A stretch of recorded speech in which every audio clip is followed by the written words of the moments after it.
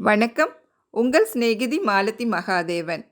சில பேர் எவ்வளோதான் கடினமாக உழைச்சும் முன்னேற முடியலையே அப்படின்னு ஆதங்கப்படுறத நம்ம கேட்டிருப்போம்.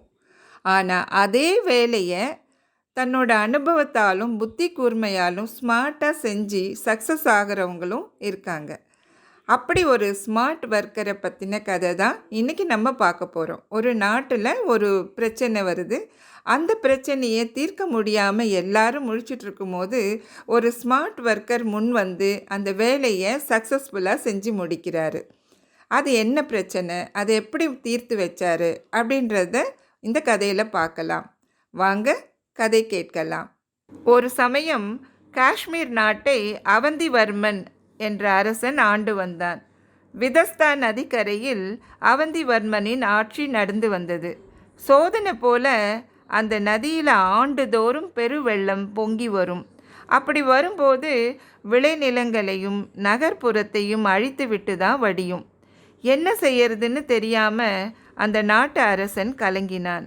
அதிகாரிகள் நிறைய கூலி ஆட்கள் வைத்து அந்த நதியின் கரைகளை எழுப்பி பார்த்தாங்க. அத்தனை பேரின் கடின உழைப்பையும் ஒன்றுமில்லாமல் செய்துவிட்டு வருடந்தோறும் வெள்ளப்பெருக்கு எடுத்து வந்து அழிவை ஏற்படுத்திவிட்டு தான் போகும். மன்னன் வெளியூரிலிருந்து கூட நிபுணர்களை வரவழைத்து நதியின் வெள்ளப்பெருக்கை கட்டுப்படுத்த முயற்சி செய்து பார்த்தான். அப்படியும் முடியல. ஒவ்வொரு ஆண்டும் தவறாமல் வந்த வெள்ளப்பெருக்கால் விளைநிலங்கள் சேதமடைந்ததால் நாட்டில் பஞ்சம் தலைவிரித்தாடியது. மன்னன் மக்களிடம் அன்பு கொண்டவன்தான். ஆனால் அவர்களின் பசியை போக்க வழி தெரியாது தவித்து போனான். இந்த நேரத்தில் தான் சுயன் என்ற கிராமத்தான் தலைநகருக்கு வந்தான். தெருவெல்லாம் அலைந்து திரிந்து, ஆற்று வெள்ளத்தை தடுக்க எனக்கு வழி தெரியும், பஞ்சத்தை போக்க என்னால் முடியும் என்று கூவிக்கொண்டே போனான். எளிய தோற்றமும் கிழிந்த ஆடையும் உடுத்தியிருந்த அந்த கிராமத்தானின் பேச்சு அம்பலம் ஏறுமா? யாருமே அவன் சொன்னதை ஒரு பொருட்டாவே எடுத்துக்கல. பைத்தியம் ஏதோ உளறிட்டு போகுது அப்படின்னு தான் எல்லாரும் பேசிட்டாங்க. ஒரு நாள் மன்னன் மாறு வேடத்தில் நகர சோதனைக்கு வந்தபோது சுயனின் பேச்சை கேட்டான். முதல்ல அரசனும் அவனை பைத்தியம்தான் நினச்சார். ஆனால் இறுதியில் அவன் என்ன தான் சொல்கிறான்னு பார்ப்போமே அப்படின்னு தோணுச்சு அரசனுக்கு. மறுநாள் அதிகாரியை அனுப்பி சுயனை அரண்மனைக்கு அழைத்து வர சொன்னான். சுயன் அரசனை வணங்கிவிட்டு, அரசே, என்னை எல்லோரும் பைத்தியம் கிறுக்குன்னு கேலி செய்கிறாங்க, நீங்களாவது நான் சொல்கிறத கேட்பீங்களா அப்படின்னு கேட்டான். நிச்சயமாக உன் யோசனைக்கு மதிப்பு அளிக்கிறேன், சொல் என்றான் மன்னன் அவந்திவர்மன். என்னிடம் ஏராளமான பொற்காசுகளை கொடுங்கள், கூடவே சில அதிகாரிகளையும் அனுப்புங்கள். என் யோசனையை செயலில் செய்து காட்டுகிறேன். இந்த ஆண்டு வெள்ளம் வந்தால் எனக்கு மரண தண்டனை அளித்தாலும் ஏற்றுக்கொள்கிறேன் அப்படின்னு சொன்னான் சுயன். மன்னன் அவந்திவர்மன் சுயனை நம்பி நிறைய பொற்காசுகளை கொடுத்து அனுப்பி வைத்தான். இந்த கிறுக்கன் என்னதான் செய்கிறான்னு பார்ப்போம் என்று அறிய நகர மக்களில் பெரும்பாலோர் அவனுடன் சென்றார்கள். நகர எல்லையை கடந்து கொஞ்ச தூரம் போனதும் நதிக்கரையில் நின்றான் சுயன். அங்கே சிறு சிறு பாறைகளாக நதியின் நடுவில் நிறைய குவிந்து கிடந்தன. இருமருங்கிலும் மலைச்சரிவுகள். கரை சரியவோ உடைப்பெடுக்கவோ அங்கு வழியில்லை. சுயன் பாறை குவியல் மேல் நின்றவாறு பொற்காசுகளை வாரி வாரி இறைத்தான். ஐயோ பைத்தியம், தன் கிறுக்கு புத்தியை காட்டிடுச்சு பார்த்தீங்களா அப்படின்னு பேசினாங்க மக்கள். இந்த பித்துக்குழியை நம்பி நம் மன்னர் அவ்வளவு பொற்காசுகளையும் வீணாக்கிட்டாரே அப்படின்னு ஆதங்கப்பட்டாங்க சில பேர். அசடனின் இயல்பு அரை நாழிகையில் அம்பலமாகி விடாதா அப்படின்னு கேலி பேசினாங்க இன்னும் சிலர். மக்கள் பலவாறாக பேசினார்கள். சுயன் எவற்றையும் லட்சியமே செய்யலை. உற்சாகமாக பாடிட்டு அந்த இடத்தை விட்டு போயிட்டான். இந்த செய்தி காட்டு தீ போல் நகரப்புறமெங்கும் பரவியது.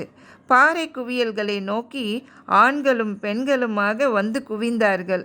பொற்காசின் கவர்ச்சி யாரை தான் விட்டு வைக்கும்? மேலும் பஞ்சகாலம் வேறு இல்லையா? அதனால் ஒவ்வொருவரும் பாறையை அப்புறப்படுத்தி விட்டு பொற்காசுகளை எடுக்க முயற்சி செய்தார்கள். 2 நாளில் நதியின் நடுவில் குவிந்திருந்த பாறைகளெல்லாம் இரு கரைகளிலும் போட்டு பக்க பாதுகாப்பாக மாறிவிட்டன. அடுத்த நாள் அரசன் சுயனை அழைத்து ஆத்திரத்தோடு விசாரித்தான். சுயன் பணிவோடு, இம்முறை வெள்ளம் வரும் வரை காத்திருங்கள் அரசே, பிறகு நீங்கள் அளிக்கும் தண்டனையை நான் மனமுவந்து ஏற்றுக்கொள்கிறேன் அப்படின்னு சொன்னான். அரசன் அவ்விதமே பொறுமையுடன் இருந்தான். மழைக்காலமும் வந்தது. பெருமழையால் நீர்நிலைகளெல்லாம் நிறைந்து வழிந்தன. விதஸ்தா நதியில் வழக்கத்தை விட அந்த வருஷம் அதிகமாகவே வெள்ளப்பெருக்கு வழிந்தோடியது. ஆனால் என்ன ஆச்சரியம், எங்குமே கரை உடையவே இல்லை. வெள்ளப்பெருக்கு தங்கு தடை இல்லாமல் நேரே ஓடிக்கொண்டிருந்தது. மராமத்து நிபுணர்கள் மட்டுமல்ல, அரசர், அமைச்சர், நகர மக்கள் எல்லாரும் பிரமித்து போனார்கள். அப்போதான் எல்லாருக்கும் உண்மை புலப்பட்டது. இவ்வளவு காலமும் பாறை குவியலில் தடைப்பட்ட வெள்ளப்பெருக்கு மேலே செல்ல வழி இல்லாமல் எதிர்நோக்கி வந்து நகரமெங்கும் பரவி பாழாக்கி பஞ்சத்தை ஏற்படுத்தி வந்தது. இந்த நிலை யாரும் அறியவில்லை. சுயன் இந்த பணியை கூலி வேலையாக கொண்டு ஆட்களை அமர்த்தி இருந்தால் வேலை விரைவில் நடந்திருக்காது. அது மட்டும் இல்லாமல் கூலி ஆட்களுக்கோ பொதுமக்களுக்கோ அதில் ஊக்கமும் இருந்திருக்காது அப்படின்னு அவனுக்கு தோணுச்சு. சுயன் முதல்ல என்ன பிரச்சனைன்றதை தெளிவாக தெரிஞ்சுக்கிட்டு அதற்கு என்ன செய்யணுமோ செஞ்சுருக்கான். பாருங்கள், மக்களை எப்படி வேலை வாங்கிறதுன்னு கூட அவனுக்கு தெரிஞ்சிருக்கு. கூலி கொடுத்தா செய்ய போகிறாங்க, ஆனால் கண்டிப்பாக அது நேரம் எடுக்கும். அதுக்காக என்ன பண்ணால், அவங்களுடைய பேராசையை தெரிஞ்சுக்கிட்டு பொற்காசுகளை இறைச்சி அவங்க எல்லாம் தானே முன் வந்து ஓடி வந்து அந்த காசுகளை எடுக்கிறதுக்காக அந்த பாறைகளை அப்புறப்படுத்துகிற மாதிரி ஸ்மார்ட்டாக ஒரு வேலை செஞ்சுருக்கான் இல்லைங்களா? நீங்கள் ஸ்மார்ட் ஒர்க்கரா, ஹார்ட் ஒர்க்கரா? நம்ம சேனலை இன்னும் நீங்கள் சப்ஸ்கிரைப் பண்ணலைன்னா சப்ஸ்கிரைப் பண்ணுங்கள், ஷேர் பண்ணுங்கள். நன்றி, வணக்கம்.